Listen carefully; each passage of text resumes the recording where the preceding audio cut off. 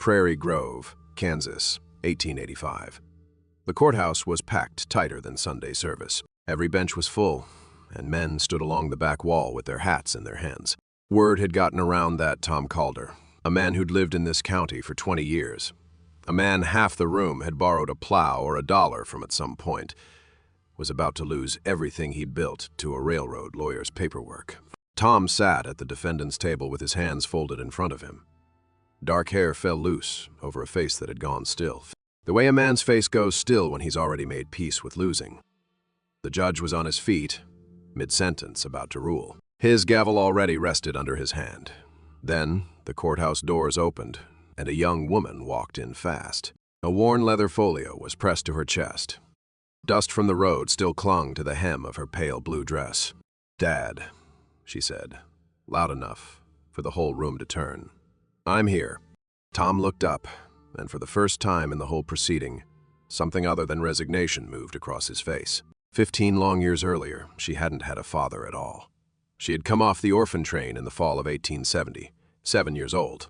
Born, as best anyone could reckon it, in March of 1863, wearing a paper number pinned to her coat and a name Josephine Reed, that nobody in Prairie Grove yet knew belonged to anyone worth keeping. The trains had been running for over a decade by then, the Children's Aid Society's answer to New York's overcrowded streets, a program that would eventually carry some 200,000 children west before it ended. Children were looked over at each stop like something closer to livestock than family, chosen as much for the strength of their arms as for anything softer. Tom Calder hadn't planned to be at the station at all. He'd gone into town for feed and found half of Prairie Grove gathered around the platform. He would have kept walking if a girl near the back of the line hadn't looked directly at him instead of at her own feet. Her chin was lifted, like she dared anyone to feel sorry for her. Tom Calder was 32 that autumn, a decade into ranching this land. He had buried his wife and their infant son from diphtheria 2 winters before. Standing at their grave, he had told himself that a ranch could run well enough on one man's grief. Grief didn't ask to be fed or read to at night. It didn't look at you the way this girl was looking at him now. "You got a place for a girl who works hard?" she asked before he'd said a word. "I've got a ranch that needs more hands than I've got," he said. "Can't promise it'll be easy." "Didn't ask if it would be easy," Josephine said.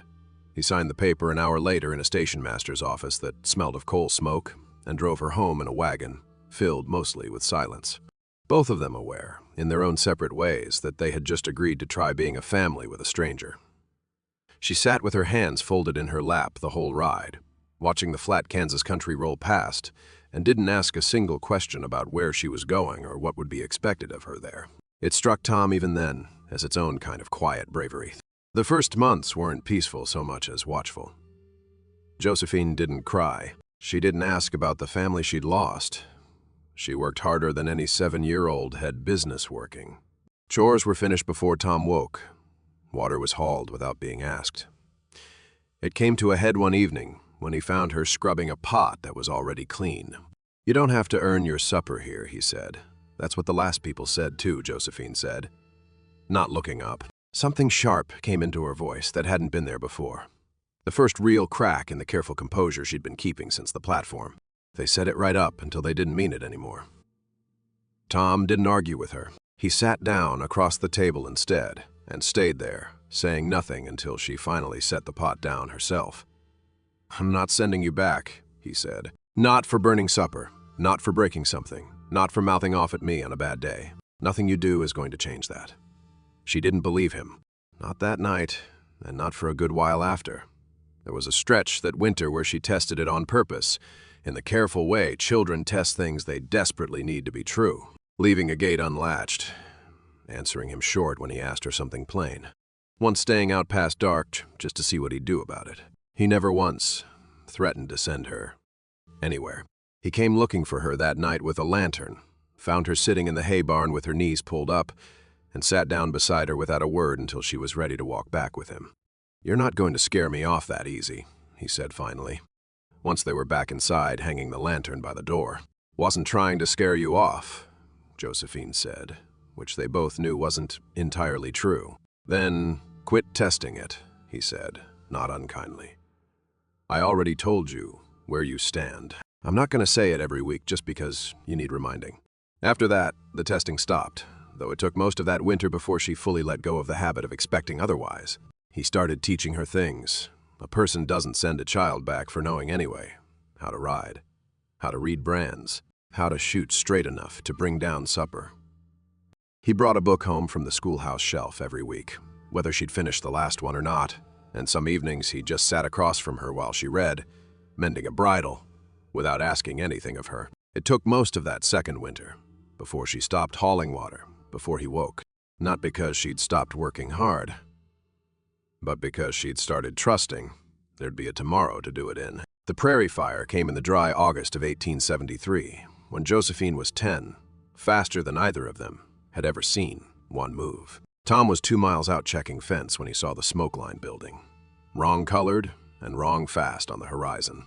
He rode back hard enough to lame the horse, getting there to find her already at the well, already soaking feed sacks, already doing exactly what he'd have told her to do if there had been time to tell her anything. They fought it through the night, wet sacks against the line. A fire break dug by hand along the north pasture. Cattle driven to the creek, where the fire couldn't follow.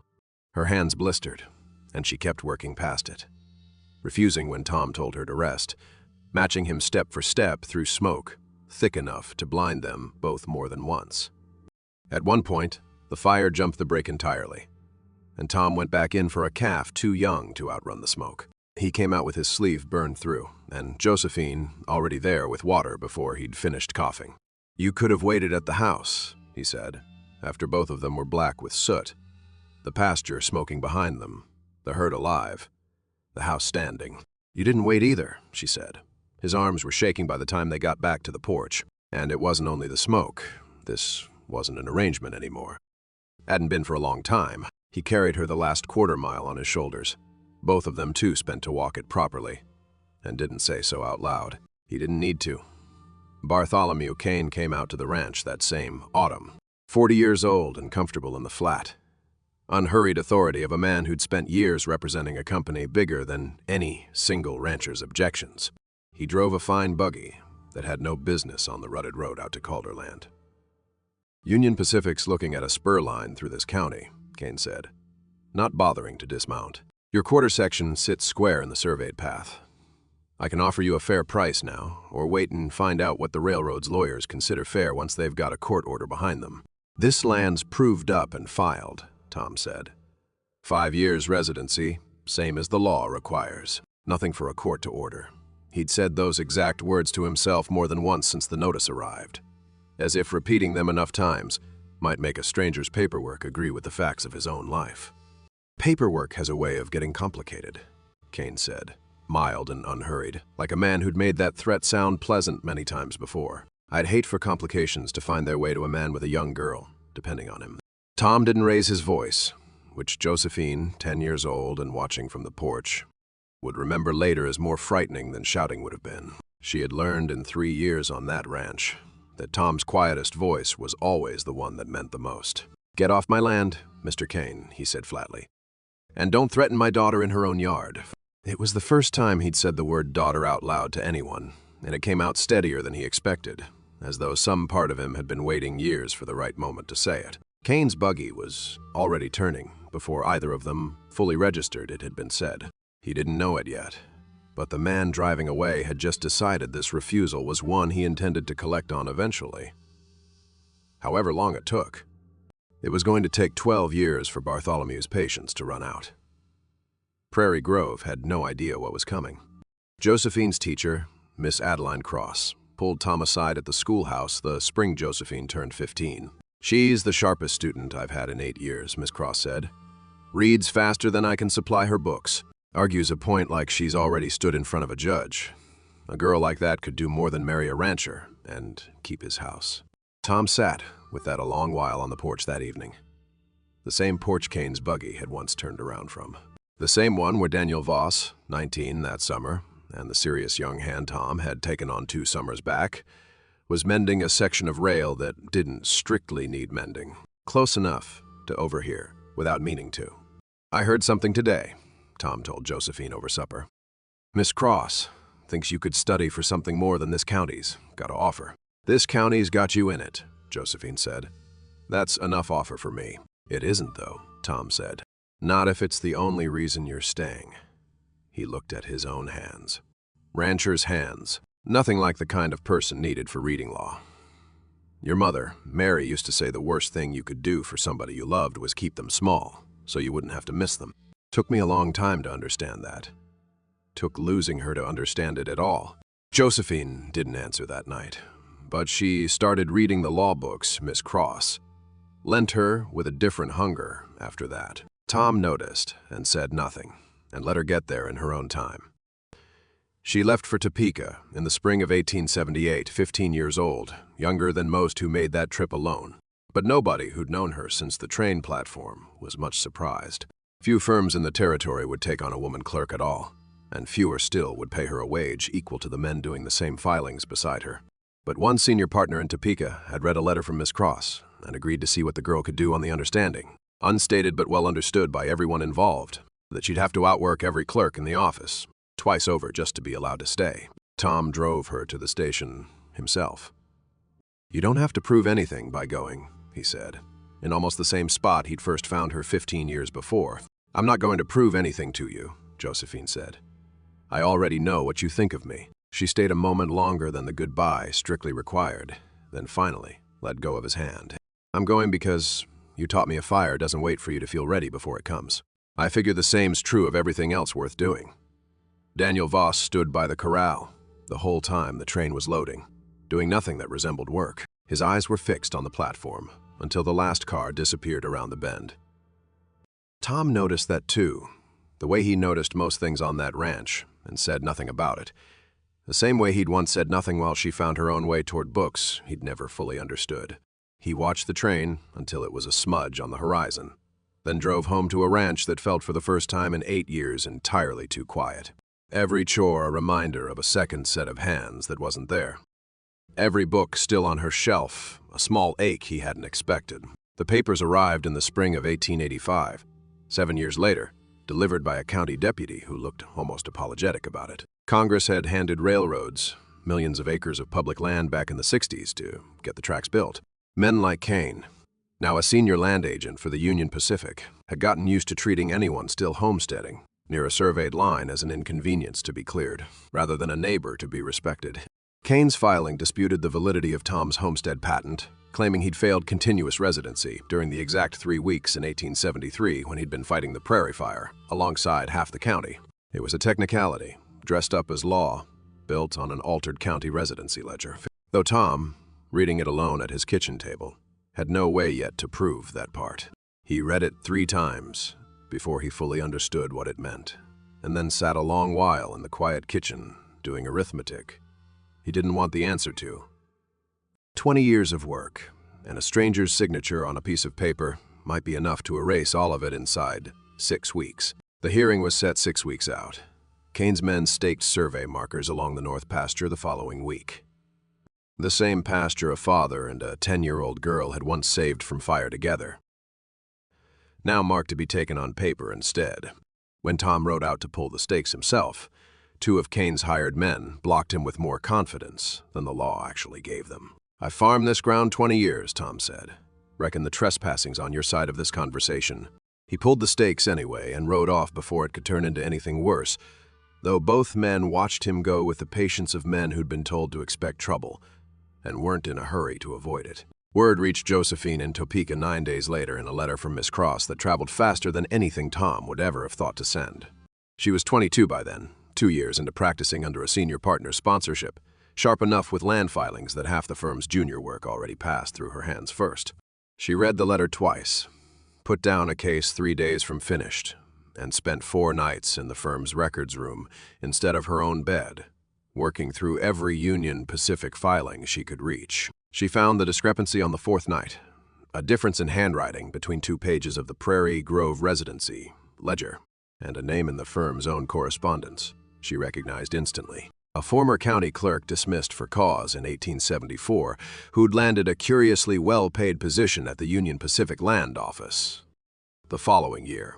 She found the man himself 2 days later, retired outside Topeka in a small clapboard house at the edge of town, his hands unsteady with age. It took her most of an afternoon to get him talking. And when he finally agreed to come with her, it wasn't the affidavit that moved him. It was her asking plainly whether he wanted to spend what years he had left carrying what Kane had asked him to do, or whether he'd rather have a chance to set it down. He was quiet, a long time after that question, staring at his own hands.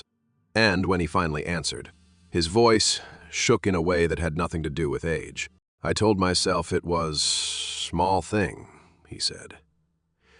One line changed on one page. Told myself for 11 years it didn't hurt anybody real. He looked up at her. Didn't know back then there'd be a girl someday asking me to fix it. She caught the last train to Prairie Grove, with the old clerk beside her and the ledger page in a borrowed folio. She didn't sleep the whole way, understanding. The way Tom once had during the fire that arriving in time mattered as much as arriving with the truth. By the time Josephine reached the courthouse, the hearing was nearly over. Kane's lawyer had built the case entirely on the altered ledger. Tom had no answer strong enough to counter it. The judge was rising to deliver a ruling that would have ended that morning with the Calder homestead forfeit. The doors opened before he finished his first sentence. "Dad," Josephine said, crossing the room fast. The folio was pressed to her chest. "I'm here." She didn't lead with the ledger page. Not right away. She led the old clerk to the front of the room instead, and let him speak for himself, her hand steady on his elbow the whole way up the aisle. He hadn't rehearsed it, and it showed. The halting, unpolished confession of a man who'd carried something 11 years and finally set it down in front of the one town that had once trusted him with its records. He named the sum Kane had paid him. He named the date. His voice cracked once midway through, and he stopped, and the whole room waited without a sound until he found it again, and kept going. He looked more than once directly at Kane while he said it. And Kane, for the first time since anyone in that room had known him, had nothing composed to say back. The judge asked exactly the questions the clerk's testimony demanded, examined the ledger himself against the surrounding pages, and found what a 10-year-old girl fighting a fire beside her father 12 years before could have told the whole courtroom without a law degree. That Tom Calder had never once abandoned anything that was his. The claim was dismissed. Kane left without a word, and left within the month without his position, too. The Union Pacific having no appetite for keeping a man whose fraud had just been read aloud in open court in front of the same shareholders' newspaper that covered every railroad scandal in the territory with obvious relish. Tom didn't say anything on the courthouse steps, not right away. He just pulled her into the kind of embrace a man doesn't give a hired hand or a distant relation, the kind he'd spent 15 years quietly, permanently deciding to call his own. She felt smaller in his arms than she had on the platform to Topeka 7 years before. And he understood, holding her, that he'd spent every one of those 7 years half-braced for a telegram telling him she wasn't coming back at all. "You didn't have to leave the firm to come do this," he said finally. "Wasn't a decision," Josephine said. "Wasn't ever going to be anything else." She stayed in Prairie Grove after that, opening a small law practice above the Mercantile, the first the county had ever had run by a woman. She saw no shortage of homesteaders grateful. There was finally someone in town who understood how a filing could be twisted and how to twist it back. Miss Cross, retired from teaching by then, liked to tell anyone who'd listen that she'd always known that sharp-eyed girl in the third row would end up arguing law in front of a judge someday, though she was honest enough to admit she'd never once imagined the case would be her own family's. Daniel Voss found reasons to be at her office, rather more often than legal business strictly required. Reasons that had started, if either of them had been honest about it, on a station platform 7 years earlier and never quite stopped. Tom noticed that too and said nothing, the same way he'd once let her find her own way toward everything else that mattered. The ranch stood exactly as it had for 20 years. The north pasture green again where fire had once taken it. A father and the daughter he'd chosen off a train platform who had chosen every day since to come back.